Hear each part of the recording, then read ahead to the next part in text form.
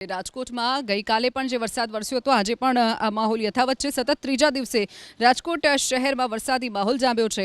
વહેલી સવારથી રાજકોટમાં વરસાદી ઝાપટા પડી રહ્યા છે। Gondal road, Dhebar road, Yagnik road સહિતના વિસ્તારોમાં વહેલી સવારથી જ જોરદાર વરસાદી ઝાપટા વરસી રહ્યા છે। આજે બપોરના 3 વાગ્યા સુધી વેસ્ટ ઝોનમાં કુલ 6 ઇંચ, સેન્ટ્રલ ઝોનમાં કુલ 1.25 ઇંચ અને પૂર્વ ઝોનમાં કુલ 0.5 ઇંચ વરસાદ વરસ્યો છે। તો સતત વરસી રહેલા વરસાદથી પોપટપરા અંડરપાસ પણ આજે વરસાદી પાણી ભરાતા વાહન વ્યવહાર માટે બંધ કરાયો છે। સતત બીજા દિવસે પોપટપરા અંડરપાસ બંધ રખાયો છે। રેલનગર, પોપટપરા, રેફ્યુજી કોલોની, રૂખડિયાપરા વિસ્તારમાં અવરજવર કરતા વાહન ચાલકો મજબૂર બન્યા છે। છેલ્લા 24 કલાકમાં વરસેલા વરસાદથી રાજકોટનો લાલપરી ડેમ છલોછલ થયો છે।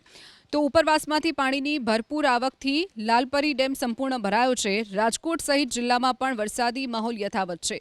જેતપુરના ફૂલવાડી, ચાંદની ચોક, વડલી ચોક, સ્ટેન્ડ ચોક, તીનબત્તી ચોક સહિતના વિસ્તારોમાં ધીમી ધારે વરસાદ। જેતપુર નજીકના નવાગઢ, જેતલસર, પીઠડિયા, ધારેશ્વર સહિતના વિસ્તારોમાં વરસાદ વરસ્યો છે।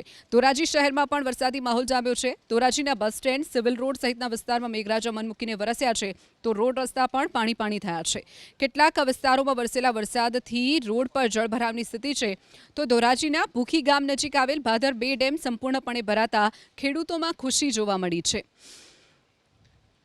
1000 ક્યુસેક પાણીની આવક સામે ડેમનો એક દરવાજો અડધો ફૂટ સુધી ખોલી એટલી જ માત્રામાં ભાદર નદીમાં પાણી છોડવામાં આવી રહ્યું છે। ભાદર નદીમાં પાણી છોડાતા ધોરાજીથી પોરબંદર સુધીના નદીકાંઠાના ગામોને એલર્ટ કરવામાં આવ્યા છે।